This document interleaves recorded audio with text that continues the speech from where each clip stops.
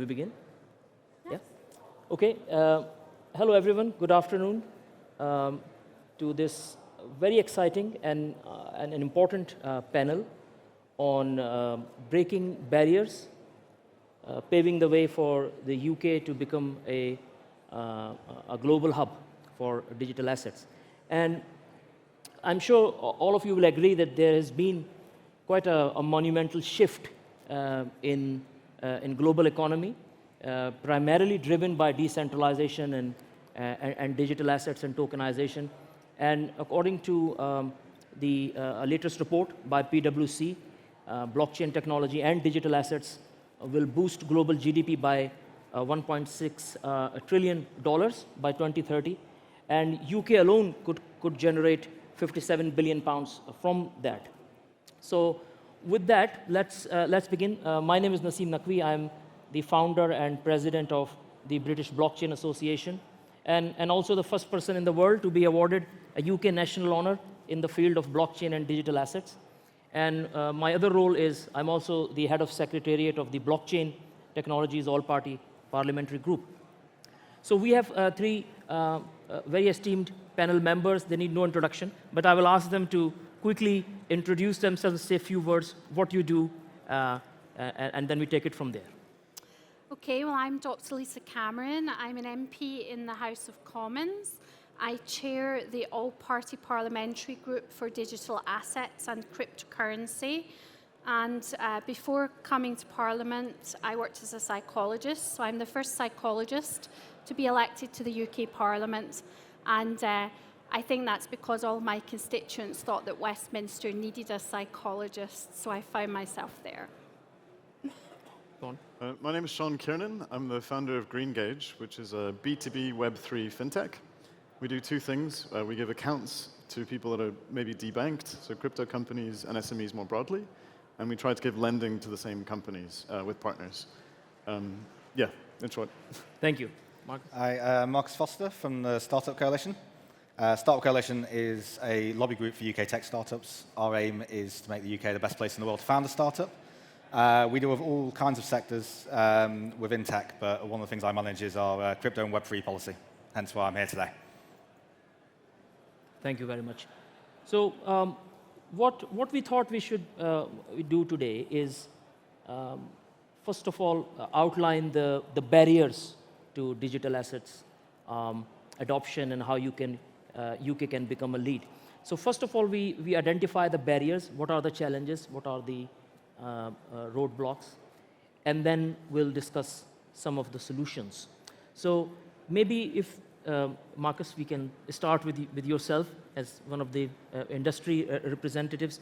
What do you think, in your opinion, and from your own organization and having worked in this space, the major barriers to digital assets adoption and what are the main challenges?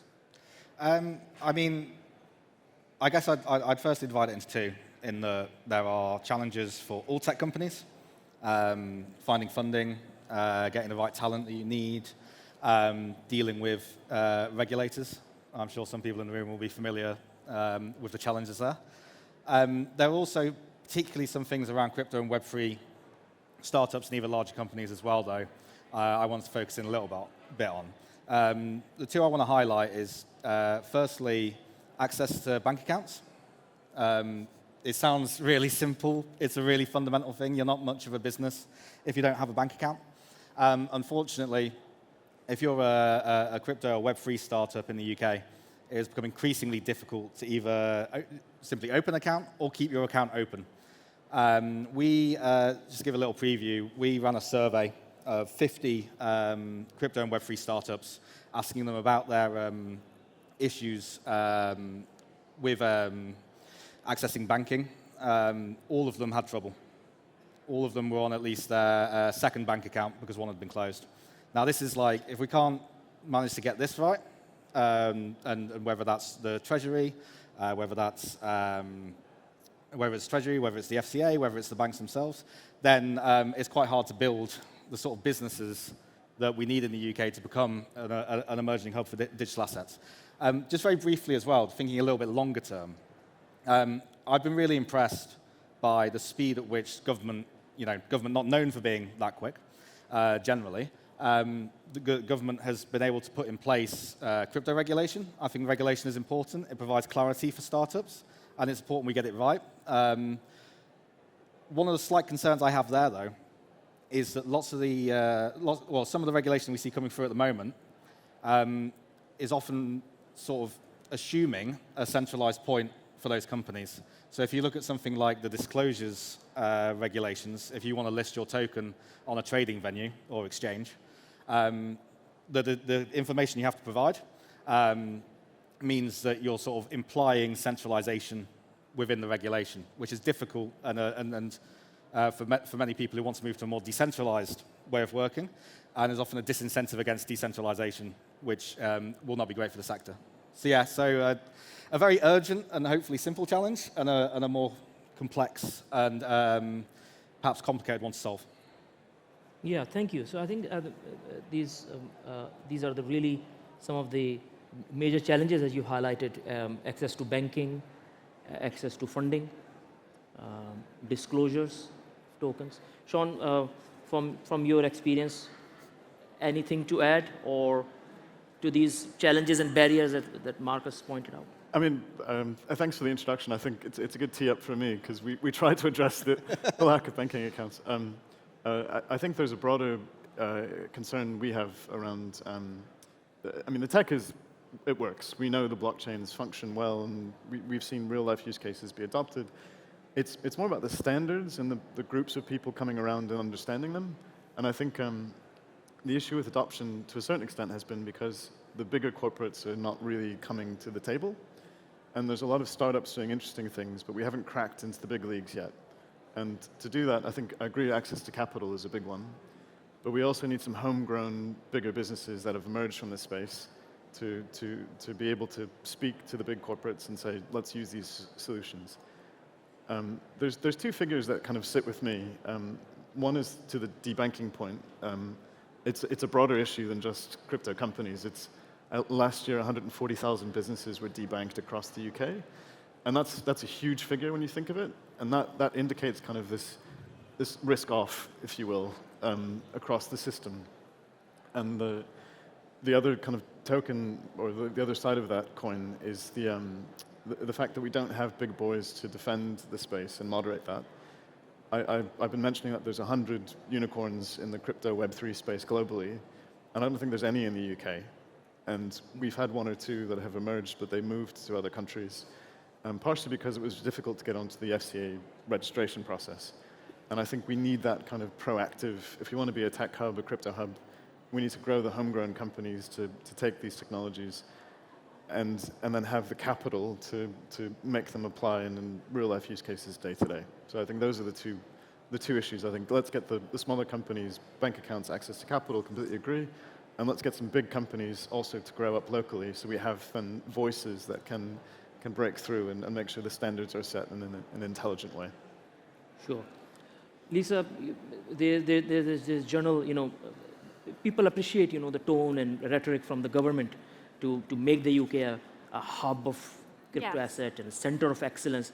But when it comes to, as Sean mentioned, to regulators, they don't see that thing, mirroring from the regulators. Yeah, I mean, I think there's a very strong political directive from the top. We're very fortunate to have a Prime Minister who really supports tech development, this industry, AI, wants to see the UK become a hub. One of the reasons that we started the all-party group for digital assets and cryptocurrency was to look at the challenges and also how to overcome those in delivering that vision.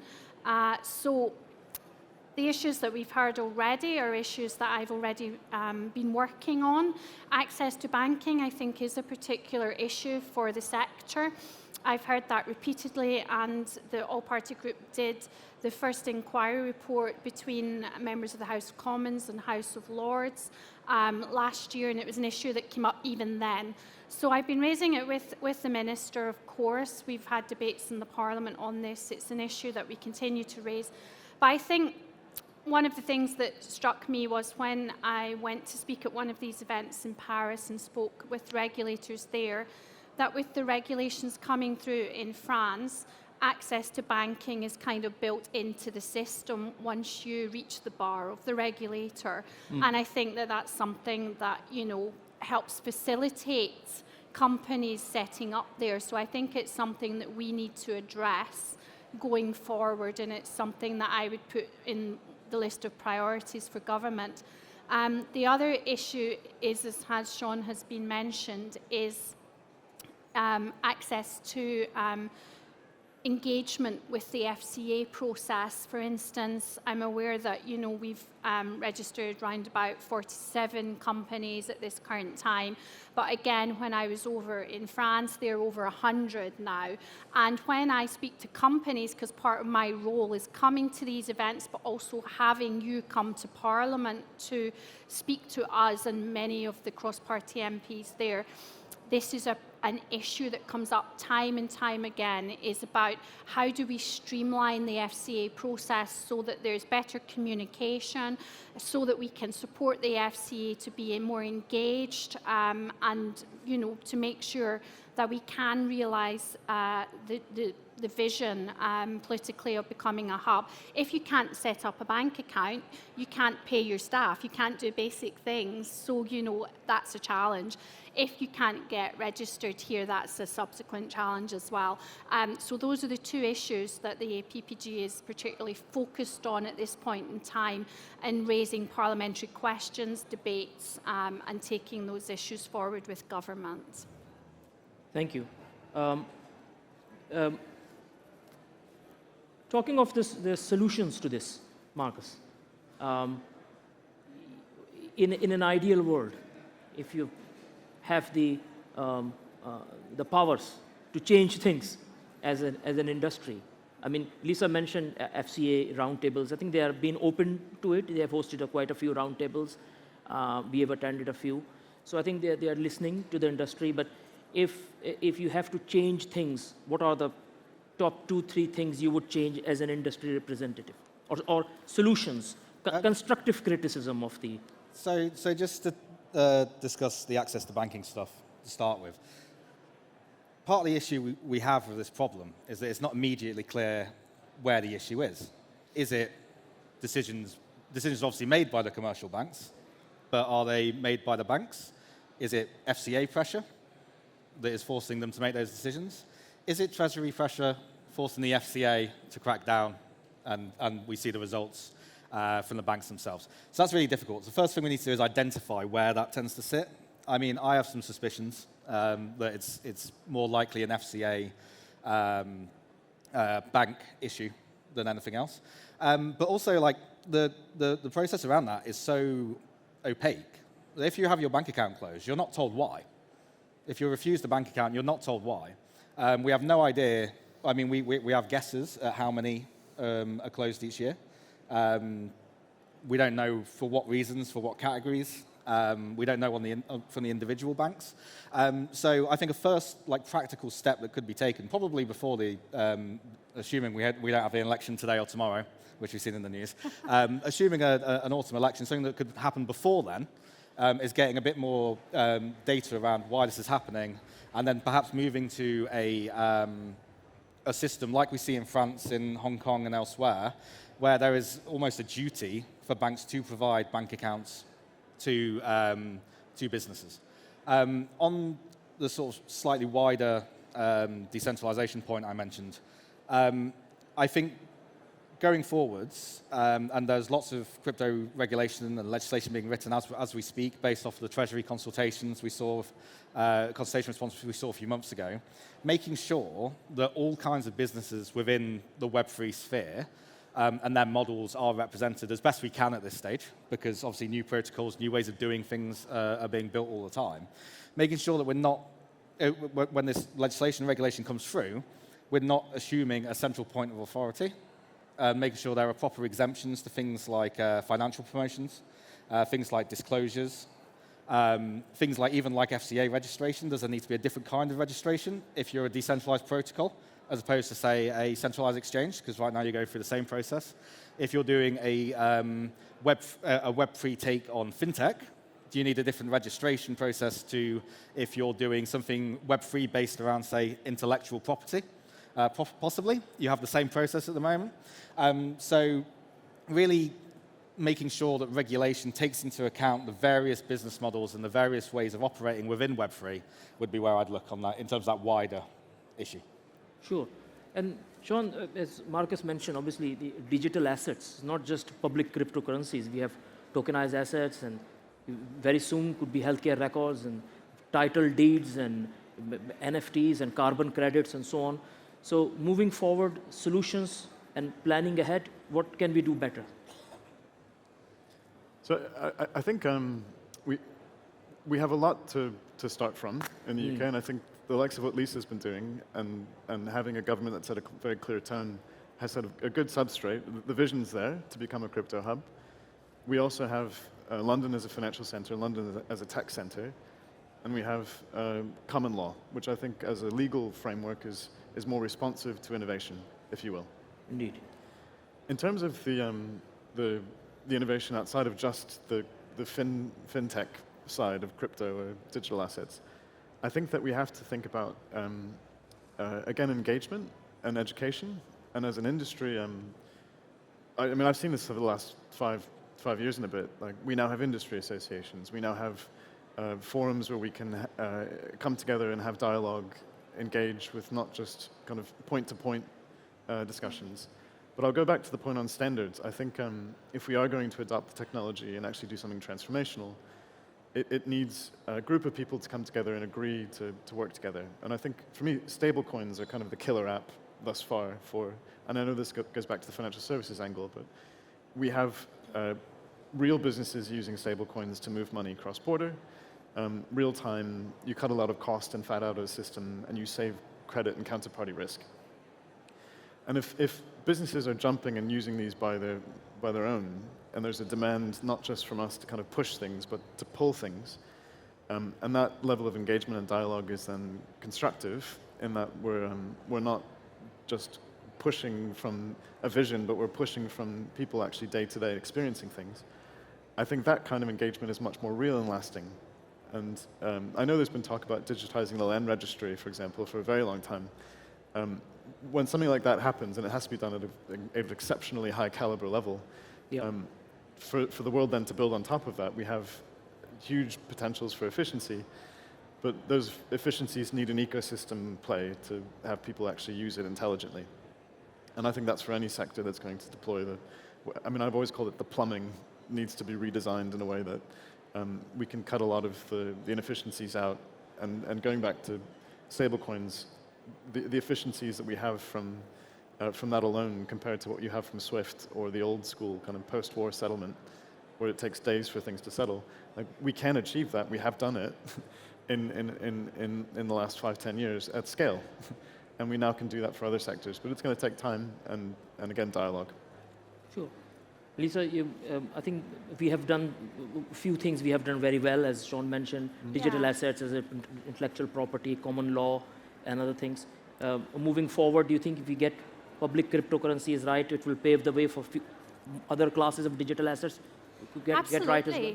I mean, I started off learning about this sector and thinking mainly about finance. And then, you know, as my learning increased and the education programme that we've completed in the Parliament for MPs and members of the House of Lords over the past 3 years, we've learned that this is pretty much a digital revolution that we have underway, and it's going to impact health, sports, arts, culture, education, business, you know, pretty much every aspect of our lives as well as finance. So Indeed. Part of our role has been in the Parliament making sure that we're asking questions and hosting debates not just to Treasury but, you know, to the Education Secretary.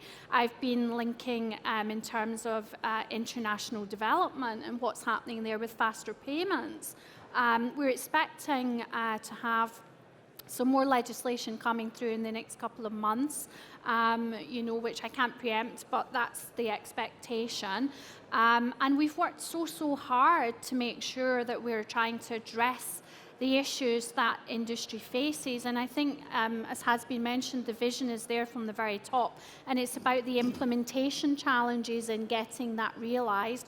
And that's what I'm really working towards. But I can't do it without your help. You have to engage with the all-party group, with your one and with the cryptocurrency one, and make sure that we keep having, that frontline discussion about how things actually are for businesses, so that we can feed that back and get the process continually moving with continued momentum.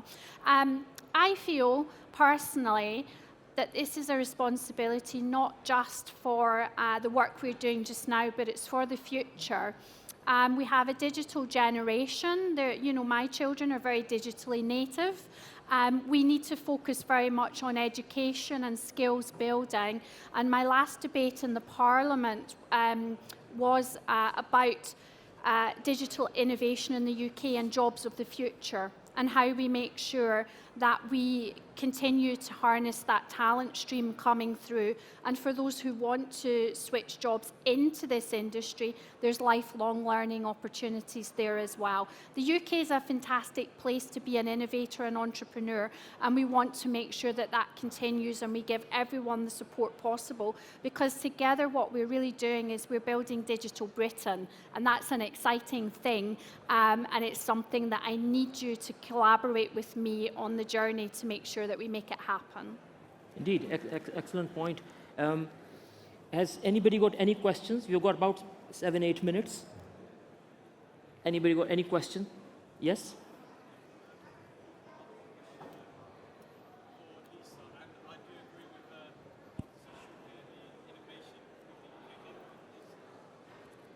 Hello, sorry. I do agree with you guys, Marcus and Sean and Lisa, regarding the way we're heading towards with innovation and the government and the direction they're going towards. This question from me is more about the fact that the only legal recognized unit of ownership of private equity is the shares listed on a company's house. What do we expect to see on legislative statutory change in regards to tokenization, similar to what you said about land registry and title deeds?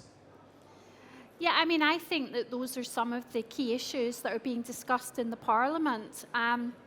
Those are the issues that we are hosting meetings in Parliament with MPs about from all of the parties. Members of the House of Lords are interested in that. And as you say, it's about, and this is the question that keeps coming up for me, it's about the legislation coming through, but it's about the use cases. We want to hear what the use cases are so that we can help develop those in that sector. And we know that this industry is not solely about Treasury. It's actually cabinet-wide in a sense, and we need to be looking at housing and local government. We need to be looking at healthcare. We need to be looking at how records are going to be digitalised and how that's going to transform. And it's going to create efficiency in the system that we haven't had before.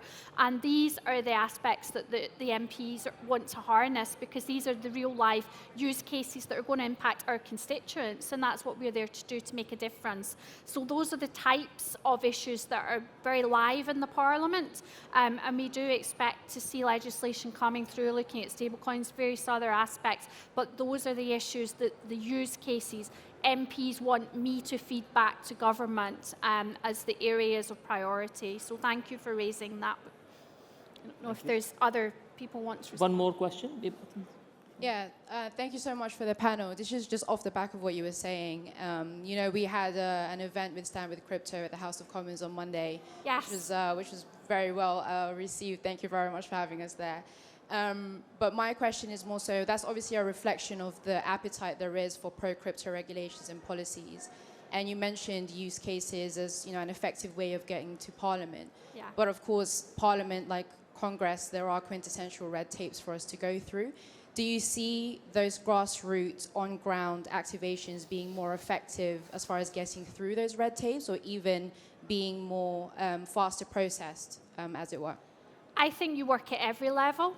you work with your own MPs. Everybody here should contact their own MP, tell them what they're doing in the sector, why it's valuable to jobs and industry moving forward, and why they need to be joining our APPGs and getting involved and taking this process through. Speaking about it in the Parliament, you need to come to the great events we're hosting, like the one we had on Monday, which was amazing, and we heard about the Stand By Crypto campaign, and I was up in Manchester launching that because I want it to be levelled up right across the UK, as does Coinbase, because we have talent everywhere across our UK that we want to harness. And I think, this industry should also create a manifesto for the election and speak to the parties and ask them how they're going to deliver on the priorities that the industry has, because this is a very important sector. This is a sector that's going to create new jobs, new innovation. It's going to create the entrepreneurs of the future, and it's actually going to change the way we live our lives and give those young people coming through education just now the skills that they need to be part of it and at the core of it. And that is just so valuable. So we need to work with industry more so than ever. Do your campaigns, have your manifestos, come into the Parliament. We're also having more informed debates and questions regularly. Contact me. I've got, an email that's online you can contact. Send me your thoughts and questions. We want to be as engaging as possible. We can only achieve this together. I'm very clear about that. And that's why I come to these events as much to listen as to talk and to hear from you at the very front line. Thank you. If I might, Very quickly, yes, supporting Web3 skills, jobs, talent. Maybe just on that, a little Yeah. plug. Greengage did a report called Digital Parliamentarians, Yes. which we looked at for the last 5 years, and we just did a refresh now for the last year, and Lisa's definitely gone up the league table. Of every member of the MP or House of Lords who, on record, has commented on Bitcoin, blockchain, crypto, positive, negative, or neutral. So you can actually see with the league table who is supportive of the sector, and I think at a local constituent level, like at least is a way to navigate. Is there an MP that maybe is more responsive, maybe needs some of the constituents to speak to them? Because we're now going into an election cycle, and I think it's going to be completely and incredibly important that we continue this good dialogue. So, Yeah. Yeah. And it's not about me being high up on your list No, as no. much as that, pleases me. Yeah. My job is to make sure that, there are more MPs Yeah. engaging right across the House and across the House of Lords, rather than, one or two speaking all the time, because I want more MPs involved. And we get them involved through all of the different sectors that have been spoken about. Some are interested in health, some are interested in international development, some are interested in the geopolitical aspect of central bank digital currency and what China are doing and how the West responds to that. So we plug people in all different ways depending on their interests. So I hope your table's more diverse. Than yes, oh yes, yeah. Any thoughts? Yeah. Yeah, just to add very briefly. Obviously, election coming up. MPs, politicians, all kinds are looking for ideas. Now is the time. By the time we hit the election campaign, they're going to be more fussed about knocking on doors and getting in a local newspaper. Now is when the really interesting and important policy discussions are taking place. So as Lisa said, like your local MP, speaking to Lisa herself, obviously we have other supportive MPs, people like Stephen Timms, who was there at that crypto event as well. People in the House of Lords as well, people like Tim Clement-Jones, like they all want to hear from you. But now is where that might actually be able to change something, and the results of which we will hopefully see in the manifestos, whenever the election might be. Thank you. I think we have about 38 seconds left. So conclusion of today's session is, as everybody mentioned, the best time to seize this opportunity was yesterday. The second best time is now. And I think we have taken a cautiously optimistic approach in the UK. But there is vision, there is leadership, as Lisa mentioned. And I think it's not just speaking to parliamentarians, they are optimistic about it, and I think there is leadership, and it's not just about the next election. I think it's about the next generation when it comes to seizing these opportunities. So thank you very much. Thank you to all the panelists for an excellent discussion. Thank you.